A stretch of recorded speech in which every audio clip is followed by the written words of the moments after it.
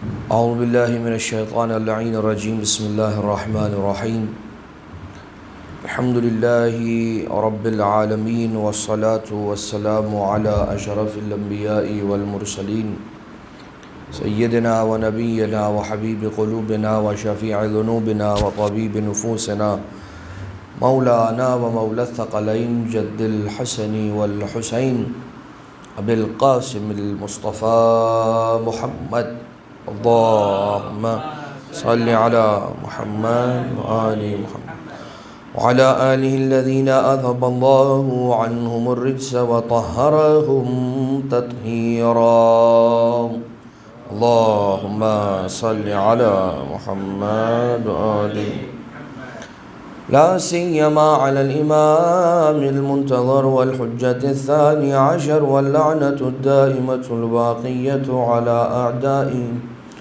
ومنكري فضائلهم ومسائبهم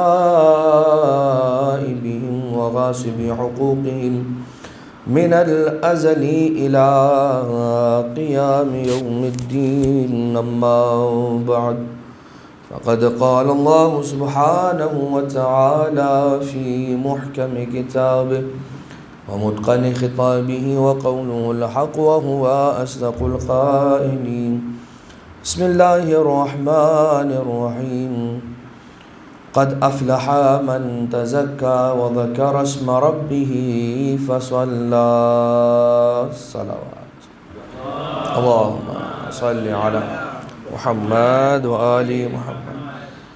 مالک کل جہاں رب الارباب پروردگار عالم کا صد شکر ہے کہ اس نے ہمیں اتنی سانسیں اور عطا فرمائی کہ اس کے دسترخوان کرم پر آ جمع ہوئے۔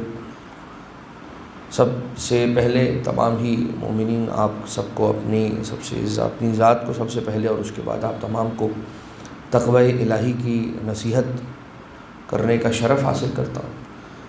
اور پروردگار عالم نے جو رستہ اپنے بندوں کو بتلایا ہے اور سکھلایا ہے، یہ وہ رستہ ہے کہ جو اس کائنات میں بنی نوع بشر کے لیے، بشریت کے لیے، انسانوں کے لیے بہترین رستہ ہے، جو ایک ہولسٹک زندگی کو انسان جس سے جی سکتا ہے۔ اس میں کوئی شک نہیں ہے کہ جب بات دین کی آتی ہے تو وہاں پر سارے انسان بہانے کرنا شروع کر دیتا ہے کہ ارے یہ تو مولانا کی باتیں، مولوی لوگوں کی باتیں۔ اور جہاں پر آزادی کی باتیں آتی ہیں تو انسان کہتا ہے کہ بالکل آزاد رہ کر زندگی گزارے گا۔ تو انسان فقط ایک چھوٹی سی بات، ایک بہت ہی سامنے کی بات اس کو سمجھے اور سوچے کہ وہ بھی تو ایک آزاد زندگی گزار رہا ہے۔ جب چاہتا ہے اٹھ جاتا ہے، جب چاہتا ہے چلا جاتا ہے، جب چاہتا ہے کھا لیتا ہے، جس کے ساتھ چاہتا ہے بیٹھ جاتا ہے، جسے ہم اور آپ اپنی زبان میں حیوان کہتے ہیں۔ وہ بھی تو اپنی مرضی سے آزاد زندگی گزار رہا ہے، تو کیا وہ ایک بڑی اچھی زندگی گزار رہا ہے؟ اپنے اعتبار سے وہ جو حیوان ہے، وہ جو جانور ہے، وعلیکم السلام، وہ تو اپنے اعتبار سے ایک زندگی گزار رہا ہے بینگ این اینیمل۔ لیکن انسان کو پروردگار عالم نے اینیمل نہیں بنایا ہے، اسے ہیومن بینگ بنایا ہے۔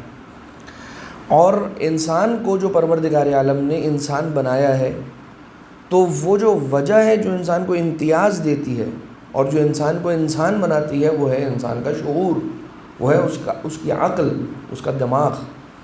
تو ایک وہ اینیمل کہ جس کے پاس بھیجا تو ہے، جس کے پاس مغز تو ہے، مگر جس کے پاس سوچنے سمجھنے کی صلاحیت نہیں ہے، اسے اور انسان کے جس کو پروردگار عالم نے اشرف المخلوقات بنایا ہے اس لیے کہ اسے عقل عطا کی ہے۔ عقل کا مطلب وہ نرم سا گوشت نہیں ہے کہ جو انسان کے اسکل کے اندر رکھا ہوا ہے، اسے عقل نہیں کہتے، وہ دماغ ہے۔ اس دماغ کے پاس سوچنے سمجھنے کی اور پوری باڈی کو کنٹرول کرنے کی صلاحیت ہے، لیکن عقل اس شے کو نہیں کہتے جو انسان کے سر کے اندر موجود ہے۔ وہاں سے انسان سوچتا ضرور ہے، مگر عقل کسے کہتے ہیں؟ عقل انسان اس چیز کو کہتے ہیں کہ جو دل اور دماغ کو ملا کر جو صحیح راستہ بتایا گیا ہے اس پر یقین رکھتے ہوئے چلنا، اسے عقل کہتے ہیں۔ یہی وجہ ہے کہ جو لوگ ذرا سا پڑھے لکھے جاتے ہیں وہ یہ کہتے ہیں کہ ہم اپنی مرضی کریں گے، ہم اپنے دماغ سے سوچیں گے، ہمیں دین کی ضرورت نہیں ہے، ہمیں قرآن کی ضرورت، کسی کتاب کی ضرورت نہیں ہے، ہمیں کسی خدا کی ضرورت نہیں ہے۔ when it comes to the atheism، یہاں تک کہ جو لا الحاد کی طرف آ جاتے ہیں لوگ اور لا مذہب اور لا دینیت کی طرف آ جاتے ہیں، وہ یہ کہتے ہیں ہمیں عقل دماغ کی ضرورت نہیں ہے۔ وہ یہی کہتے ہیں کہ ہم آزاد پیدا ہوئے تھے اور ہم آزاد مریں گے، جب کہ اللہ نے جو انسان کو عقل دی ہے وہ صرف اس لیے نہیں دی ہے کہ سب کچھ چھوڑ دو اور کوئی بڑا اگر تمہیں کوئی اچھی بات بتا رہا ہے اس کو بھی مت سنو اور تمہاری چھوٹی سی دماغ میں جو بات سمجھ میں آتی ہے کر ڈالو، اس لیے عقل نہیں دی ہے۔ ایک حدیث اس کے اندر میں نے شاید ایک آدھ مرتبہ پہلے بھی یہ بات ریفرنس کے طور پہ بات عرض کی تھی کہ جو کتاب العقل والجہل الکافی، اصول کافی جو کتاب ہے، اس میں پہلا جو چیپٹر ہے وہ عقل اور جہل کا چیپٹر ہے، علم اور جہل کا چیپٹر نہیں ہے، عقل اور جہل، کیونکہ جہل کا اپوزٹ علم ہے، جہل کا اپوزٹ عقل نہیں ہے۔ لیکن جو اس چیپٹر کو نام دیا گیا عقل اور جہل، اچھا اس کی وجوہات ہم اس کی طرف نہیں جا رہے ہیں، لیکن ان الکافی کی کتاب اور حدیث کی جو ہماری بڑی کتاب ہے اصول کافی، جو الکافی کی پہلا پورشن ہے، اصول کافی کا پہلا چیپٹر عقل و جہل کا چیپٹر، اس پہلے چیپٹر کی پہلی حدیث اس بارے میں کہ حضرت آدم علیہ السلام کو 3 چیزیں آفر کی گئیں، حیا، عقل اور علم۔ تو حضرت آدم علیہ السلام نے عقل کو لے لیا، علم اور حیا کو حضرت جبریل امین سے کہا کہ ان دونوں کو کہیں کہ یہ چلی جائیں۔ تو حضرت جبریل نے مسکرا کر کہا، اب یہ مسکرا کر کہا ہوگا، حدیث میں یہ نہیں لکھا ہے کہ حضرت جبریل مسکرائے، ٹو بی ویری پریسائزڈ، حضرت جبرائیل نے کہا کہ یہ دونوں وہیں رہیں گی کہ جہاں پر عقل رہے گی، علم اور حیا دونوں چیزیں وہیں رہیں گی جہاں پر عقل رہے گی۔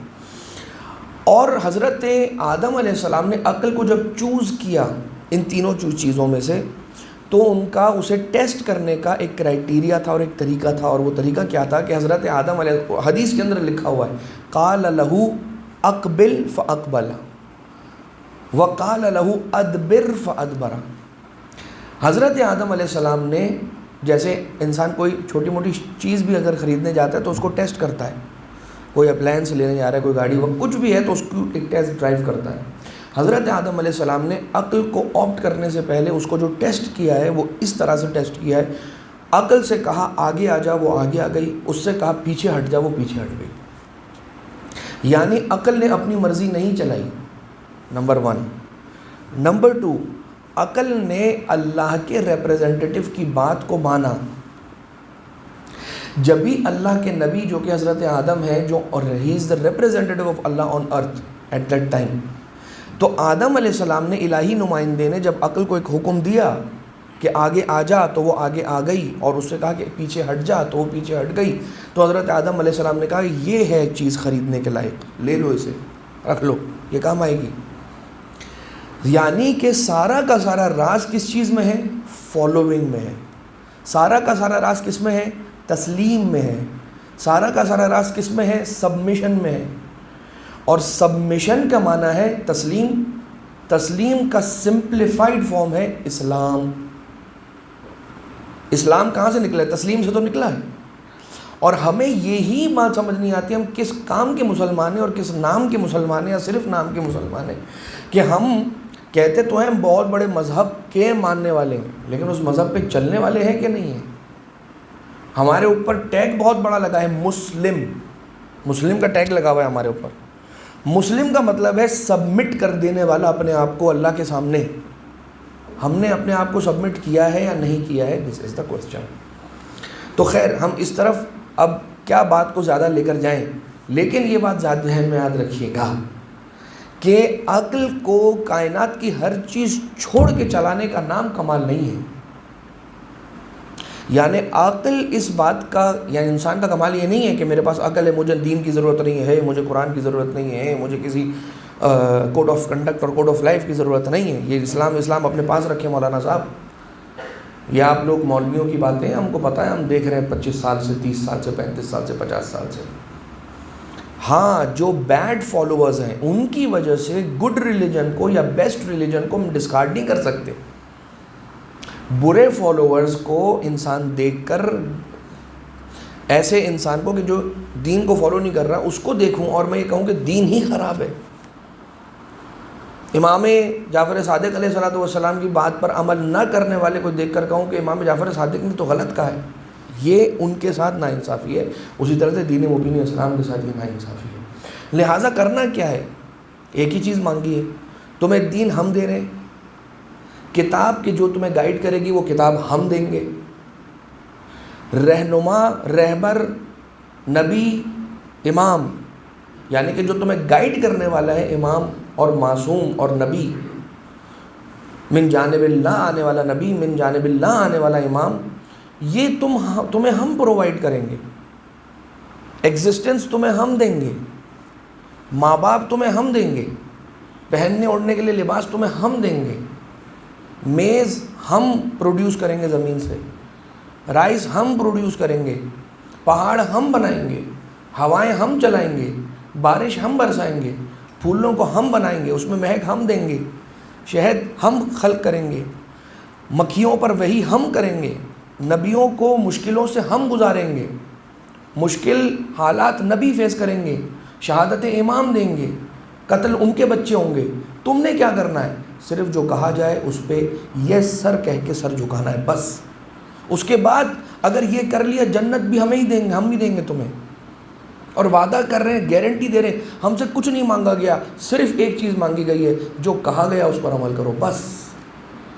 وہ بھی ہم سے بڑی مشکل سے ہوتا ہے، کروٹیں لیتے ہیں ہم، آؤچ کرتے ہیں ہم کہ یہ کیا بول دیا اسلام نے، یہ کیا نبی نے پیغام دے دیا 2025 میں، یہ کیسے ہو سکتا ہے؟ 2026 معذرت کے ساتھ بہت تیزی کے ساتھ سال گزر رہے ہیں، تو میں تو 25 میں ہوں ابھی۔ تو انسان یہ سوچتا ہے کہ یہ کیا، تو خدا کی طرف سے یہ سوال آ سکتا ہے کہ اتنا بھی نہیں، ٹھیک ہے؟ اس تھاٹ کو انسان اپنے ذہن میں رکھے ہمیشہ کہ ہم سے تو صرف ایک ہی چیز مانگی ہے کہ follow what has been said. لہٰذا پروردگار ہم سب کو تقوی الہی کی توفیق نصیب فرمائے۔ نعرہ صلوات، اللہم صلی علی محمد و آل محمد۔ ہماری جو گفتگو حضرت صالح علیہ السلام کے اعتبار سے چل رہی تھی، تو امام محمد باقر علیہ السلام، اللہم صلی علی محمد کی حدیث ہے کہ جناب جبرائیل اور رسول اکرم کی گفتگو ہو رہی ہے، اور رسول اللہ جناب جبرائیل کو بتلا رہے ہیں کہ تمہیں وہ وقت یاد ہے کہ جب حضرت صالح علیہ السلام کی قوم کا خدا نے امتحان لیا تھا، اور وہ وقت یاد ہے کہ اللہ نے کس طرح سے قوم حضرت صالح علیہ السلام کو ختم کیا تھا، وہ واقعہ تمہیں یاد ہے؟ اور حضرت جبریل یہ کہتے ہیں کہ اللہ ان کے نبی بہتر جانتے ہیں، اور پھر رسالت مآب میں بیان کرنا شروع کیا، اور فرماتے ہیں کہ جانتے ہو کہ ہلاکت کیوں ہوئی تھی اس قوم کی؟ حضرت صالح علیہ السلام کو پروردگار عالم نے قوم سمود میں اس وقت مبعوث کیا تھا جب حضرت صالح علیہ السلام کی ایج، ان کی عمر 16 سال کی تھی، 16 ایئرز کے تھے حضرت صالح علیہ السلام۔ تب سے ان کو ڈیوٹی پر اللہ نے لگا دیا کہ قوم کی ہدایت کرو۔ اب 16 سال کی عمر میں حضرت صالح علیہ السلام نے تبلیغ کرنا شروع کر دی؟ جواب ہے نہیں۔ تبلیغ حضرت صالح علیہ السلام نے 16 سال سے نہیں کی، 16 سال کی عمر سے پروردگار عالم نے نبوت کے درجے پر رکھا اور ذمہ داریاں عطا کی، مگر ابھی نہ زبان سے ان کو کوئی تبلیغ کرنی تھی، نہ ان کو کچھ کہنا تھا، صرف اور صرف اس قوم کے درمیان رہنا تھا، اور ایک اچھے فرد کی طرح سے، ایک اچھے شخص کی طرح سے زندگی کو لیڈ کرنا تھا، لائف کو لیڈ کرنا تھا اور زندگی کو گزارنا تھا، بالکل اس طرح سے جس طرح سے یہ کہا جاتا ہے کہ رسالت مآب نے 40 سال لوگوں کے درمیان رہ کر کوئی تبلیغ اسلام نہیں کی. وہ 23 ایئرز ان کی حیات طیبہ کا وہ حصہ ہے کہ جس میں تبلیغ اسلام کا انہوں نے کام کیا. تو 40 سال کیا کیا؟ 40 سال رسول نے قرآن بن کر دکھایا اور پھر 23 سال قرآن پڑھ کر سنایا رسول نے اپنی قوم کو. حضرت صالح علیہ السلام 16 سال کی عمر سے اپنی قوم کے درمیان رہ رہے ہیں, دیکھنے والے ان کو دیکھ رہے ہیں, اور جب وہ ان کی اچھائی کے قائل ہوئے, یہاں تک کہ ان کی عمر مبارک کتنے سال کی ہو گئی؟ 120 ایئرز, 120 سال کے ہو گئے حضرت صالح علیہ السلام. اب پروردگار عالم نے ان کو یہ وحی فرمائی کہ جائیے اور جانے کے بعد ان لوگوں کو متنبع کہیں اور ان کو کوشن کریں اور ان کو بتلائیں کہ ایک خدا کو ماننے کا ہے, توحید پرستی ہمارا مذہب ہے, یکتائی, وننس آف اللہ. یعنی کہ ہر نبی نے 2 پیغامات اپنی ہر آنے والے نبی نے اپنی قوم کو دیے, 2 پیغامات. ایک اللہ کی توحید, نمبر 2 ڈے آف ججمنٹ, قیامت. حضرت صالح علیہ السلام جب گئے تو بار بار ان کے کہنے پر بھی انہوں نے ایک خدا کو ماننے سے انکار کیا, اور ان کے وہاں پر 70 بت تھے کہ جن کو وہ لوگ پوجا کرتے تھے. 70 آئیڈلز, 70 بت.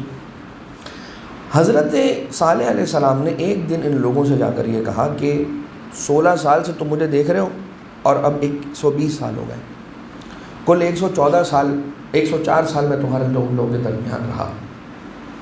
اب ایک کام کرتے ہیں کہ کوئی فیصلہ کن موقع اور مرحلہ اس پر آ جاتے ہیں, ڈیسائسو. یہ تمہارے جو بت ہیں ان سے میں جا کر کوئی بات کرتا ہوں, اگر وہ پورا کر دیں, یا تم میرے خدا سے آ کر کوئی تقاضا کر دو اور مانگ لو تو وہ تمہیں مل جائے. پہلے نہیں مانی بات اور آپس میں مشورہ کیا اور اپنی قوم کے 70 ان کے حوالے سے سو کالڈ پرہیزگار لوگوں کو جمع کیا, اور جمع کرنے کے بعد ان لوگوں سے مشورہ کیا اور ان لوگوں کا کہا ٹھیک ہے, کیا مسئلہ ہے, ہمارے خدا تو ہیں, ہماری تو حاجتیں یہ تو پوری ہوتی ہیں ان لوگوں کے سامنے, ان بتوں کے سامنے سر جھکا کے, تو اگر صالح کہیں گے تو بھی تو یہ پورا کریں گے. اور حضرت صالح علیہ السلام کے ساتھ وہ ڈیٹ اینڈ ٹائم طے ہوا اور صحرا میں یہ اپنے بتوں کو اٹھا کے لے کر گئے. اچھا, صحرا میں لے جا کے یہ سارا شرط اور آزمائش پوری کرنے اور ٹیسٹنگ کرنے کی جو وجہ تھی وہ کہیں کتاب میں نہیں لکھی ہے کہ ان کو اس بات کا ڈر تھا کہ یہ ایکسپلوڈ ہو جائیں گے یا کوئی کچھ نہیں معلوم, وہ کچھ کتاب میں نہیں لکھا کہ ایسا کیوں کیا کہ جو ان کے ورشپ پلیس کے اوپر بت رکھے ہوئے تھے وہاں سے اٹھا کر یہ صحرا میں اپنے بتوں کو, سارے 70 بتوں کو لے کر آئے. حضرت صالح علیہ السلام نے اس کو اگر ہم شارٹ کریں, حضرت صالح علیہ السلام نے جو سب سے بڑا بت تھا اس کے سامنے گئے اور اس سے کہا بھائی تمہارا نام کیا ہے. لٹرلی حضرت صالح علیہ السلام نے بس اتنا کیا کہ تم اپنا نام تو بتاؤ, تمہارا نام کیا ہے. اب خاموشی ہے, اٹر سائلنس, کوئی جواب نہیں, کوئی بات نہیں, کچھ نہیں. تو حضرت صالح علیہ السلام کے اس عمل کو دیکھ کر وہ سارے پریشان ہونے لگے. کہا اچھا تم سب سے بڑے ہو تو ہو سکتا ہے تمہیں اپنے سیلف اسٹیم کے ایشوز ہوں جس کی وجہ سے تم سامنے سے کسی کو سلام کرنا مناسب نہ سمجھتے ہو, یا تم اپنا نام بتانا تمہیں اچھا نہ لگتا ہو. تو ایک کام کرو, تم سے نہیں پوچھتا, تم سب سے بڑے ہو نا, تو تم سے چھوٹے والے سے پوچھتا ہوں اس کا نام. بیٹا تمہارا نام کیا ہے؟ وہ بھی نہیں کہا. اس طرح حضرت صالح علیہ السلام نے جو 70 بت تھے 70 سے جا کے پوچھا تمہارا نام کیا ہے. اچھا, اس عنوان کے ذیل میں اور بھی بہت ساری گفتگو ہو سکتی ہے, لیکن وہ بات مزاح میں آ جائے گی تو اس کی طرف ہم نہیں جاتے. لیکن بت اپنا نام بھی نہیں بتا پائے, لیکن حضرت صالح علیہ السلام نے کہا کہ اب تو مان جاؤ, اب صرف اتنا کر لو کہ میرے خدا سے کچھ مانگو, میرے خدا سے کچھ طلب کرو. اب انہوں نے کہا کہ ہمیں پھر مشورہ کرنے دیں. تو وہ جو ان کے 70 عبادت گزار اور پرہیزگار لوگ تھے ان سے مشورہ کیا گیا. وہ جمعیت بیٹھی اور انہوں نے میٹنگ کی, اور اس ہائی پروفائل میٹنگ میں یہ طے پایا کہ ٹھیک ہے, اجازت ہے, ہم چلتے ہیں اور صالح علیہ السلام کے خدا سے مانگتے ہیں کچھ. یہ حضرت صالح علیہ السلام کے پاس آئے اور ان لوگوں نے کہا کہ تم اپنے, انہوں نے یہ طے کیا کہ وہ اسی علاقے میں جہاں یہ لوگ کھڑے ہوئے تھے اس صحرا کے اندر ایک پہاڑی تھی, ایک ہل تھا, یا ماؤنٹین کہہ لیجیے. کہا اس پہاڑی کے پاس آؤ. وہاں اس کے پہاڑی کے قریب آئے اور کہا اے صالح اپنے خدا سے کہو کہ ابھی اسی وقت اس پہاڑ سے ایک اونٹنی کو نکالے, ایک فیمیل کیمل کو نکالے, اور وہ کیمل اس طرح کی ہو کہ اس کی جو لینتھ ہے وہ 1 مائل کی ہو, 1 مائل, اتنی بڑی کیمل ہو, اور وہ ابھی کے ابھی اسی وقت اس پہاڑ سے نکلے, اس پہاڑ سے جو پہاڑ ہمارے سامنے نظر آ رہا ہے. اور حالت اس کی ہونی چاہیے, کلر اس کا ہونا چاہیے ڈارک ریڈ, اور اس کے پیٹ میں ایک ایسا بچہ ہونا چاہیے کہ جس کی ایج 10 منتھس کی ہو چکی ہو, یعنی 10 مہینے کا بچہ اس کے پیٹ میں ہونا چاہیے. ایسی اونٹنی اپنے اللہ کو کہو کہ نکالے. اللہ کہ نبی حضرت صالح علیہ السلام نے خدا سے دعا کی, دعا کے لیے ہاتھ اٹھائے, اور جیسے ہی حضرت صالح علیہ السلام کی دعا کے الفاظ ابھی ختم نہیں ہوئے تھے, جو پہاڑ تھا اس میں سے کھڑکھڑاہٹ کی اور کریکنگ ساؤنڈز آنے لگی. وہ پہاڑ کھلا, اس پہاڑ میں سے اونٹنی نکلی اور نکلتی ہی چلی گئی, نکلتی ہی چلی گئی, باہر آتی ہی چلی گئی, یہاں تک کہ 1 کلومیٹر کہہ لیجیے, 1 میل کی اس کی لمبائی, اتنی بڑی اونٹنی پہاڑ سے نکل آئی.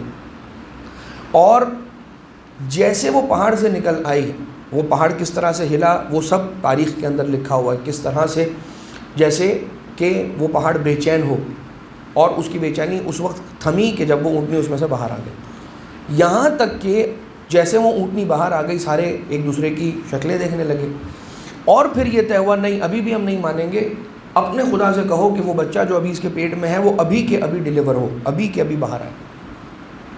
اور ویسا ہوا. حضرت صالح علیہ السلام نے دعا کی, اور وہ جو 10 منتھس کا بیبی اس کیمل کے پیٹ میں تھا وہ بھی اسی وقت باہر آیا. اب ان کا موقع تھا, اب ان کی باری تھی. کس چیز کی باری تھی؟ کہ یہ ایمان لے آتے حضرت صالح علیہ السلام کے دکھائے ہوئے اس معجزے پر. لیکن ان لوگوں نے یہاں پر بھی چوں چرا سے کام لیا, اور انہوں نے کہا کہ اب کیا کرنا ہے. پھر وہ 70 افراد, ان کی میٹنگ بیٹھی, اور انہوں نے آپس میں ڈسکس کیا کہ اب کیا کرنا ہے, ماننا ہے نہیں ماننا ہے, کیسے ماننا ہے, کوئی بہانہ, کوئی ہیلا حوالہ.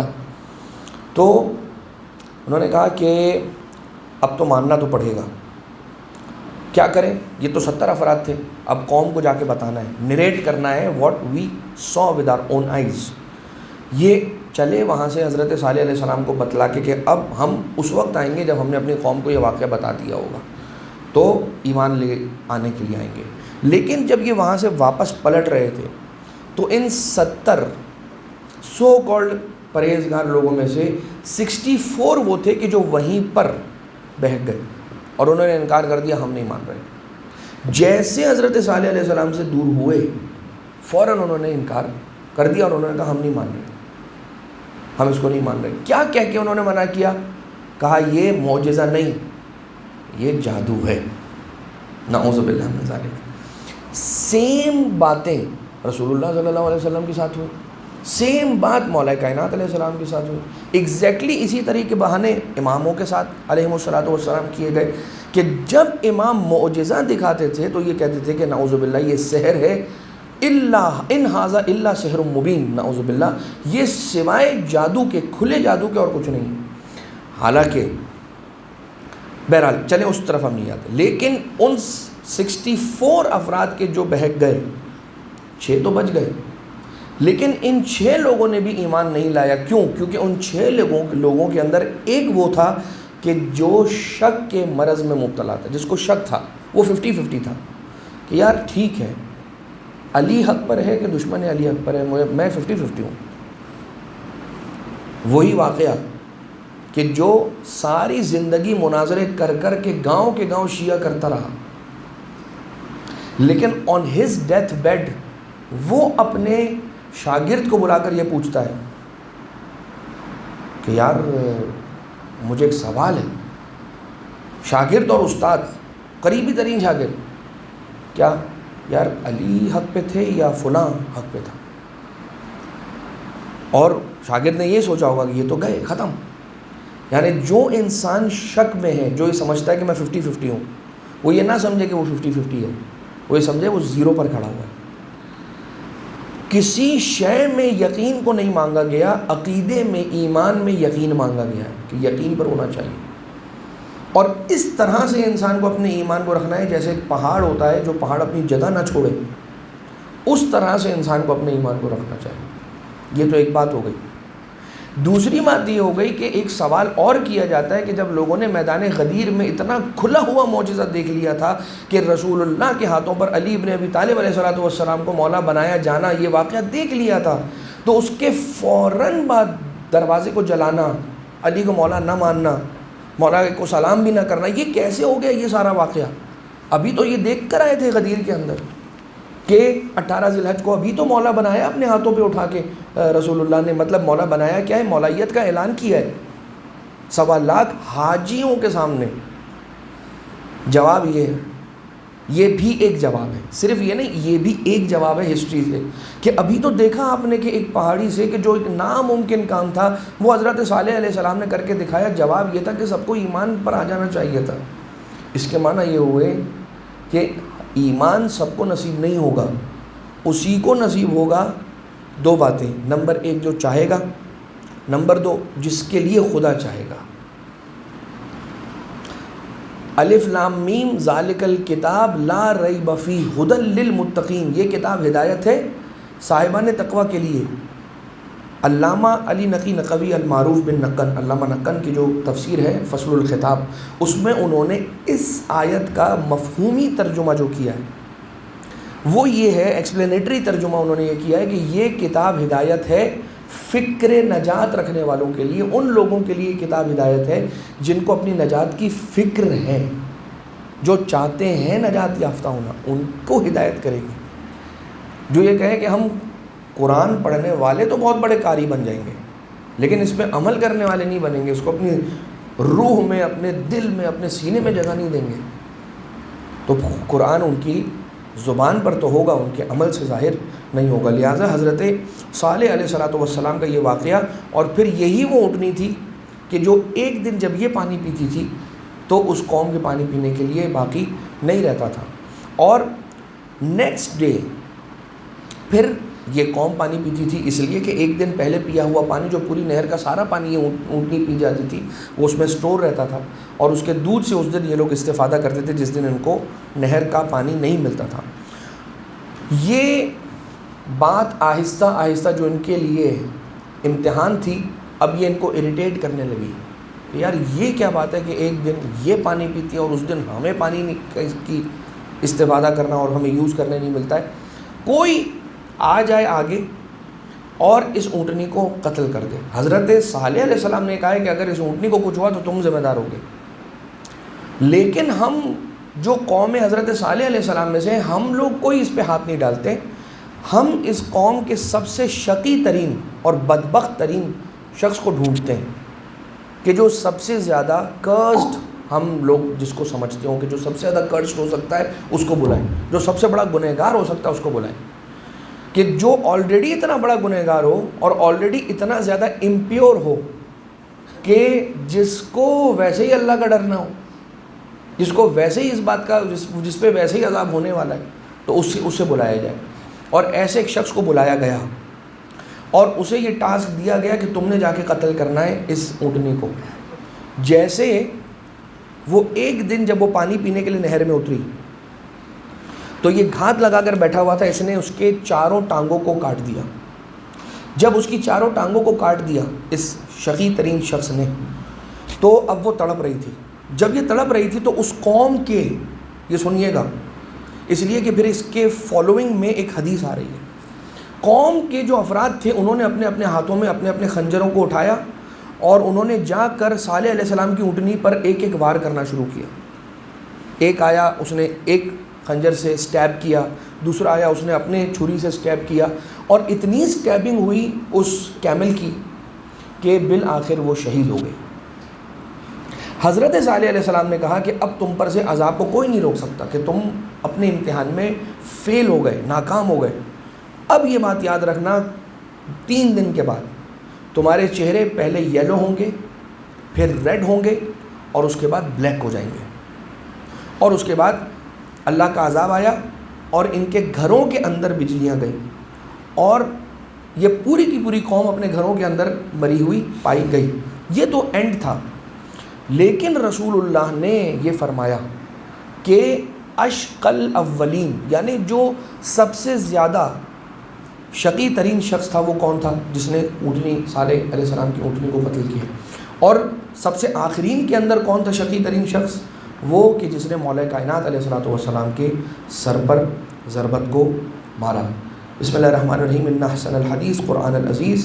بسم اللہ الرحمن الرحیم، قل هو اللہ احد اللہ الصمد لم یلد ولم یولد ولم یکن له کفوا احد.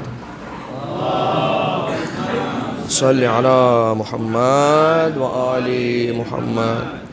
اللہم صلی علی محمد و آل محمد. اللہم صلی علی محمد و آل محمد. اعوذ باللہ من الشیطان الرجیم. بسم اللہ الرحمن الرحیم. الحمد للہ وکفا وسلام علی عبادہ الذین اصطفیٰ وصلی اللہ علی سیدنا و نبینا محمد بن عبد اللہ خاتم الانبیاء والمرسلین. اللہم صلی علی محمد وعلى امام المؤمنین والمسلمین قائد الغر المحجلین امیر المؤمنین علی بن ابی طالب علیہ الصلاۃ والسلام. اللہم صلی علی محمد وعلى سیدتنا مولاتنا فاطمة الزہراء سیدۃ نساء العالمین علیہ السلام.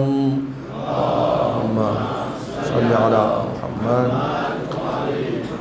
وعلى الحسن والحسين وعلي بن الحسين ومحمد بن علي وجعفر بن محمد وموسى بن جعفر وعلي بن موسى ومحمد بن علي وعلي بن محمد والحسن بن علي والحجة بن الحسن صلوات الله وسلامه عليه وبه رزق الورى وبه ثبتت الوجود. اللهم صل عليه والصلاة والسلام عليه وكن ناظرنا بنظرة منا إليه واجعلنا من المستشهدين بين يديه. بسم الله الرحمن الرحيم. والعصر إن الإنسان لفي خسر إلا الذين آمنوا وعملوا الصالحات وتواصوا بالحق وتواصوا بالصبر.